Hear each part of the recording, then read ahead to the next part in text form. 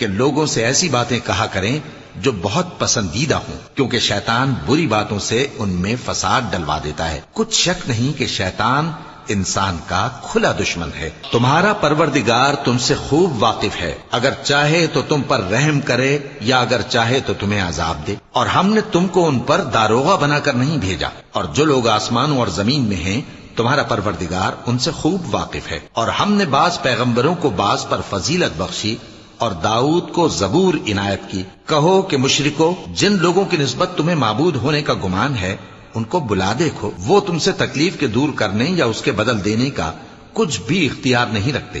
یہ لوگ جن کو اللہ کے سوا پکارتے ہیں وہ خود اپنے پروردگار کے ہاں ذریعہ تقرب تلاش کرتے رہتے ہیں کہ کون ان میں اللہ کا زیادہ مقرب ہوتا ہے، اور اس کی رحمت کے امیدوار رہتے ہیں اور اس کے عذاب سے خوف رکھتے ہیں۔ بے شک تمہارے پروردگار کا عذاب ڈرنے کی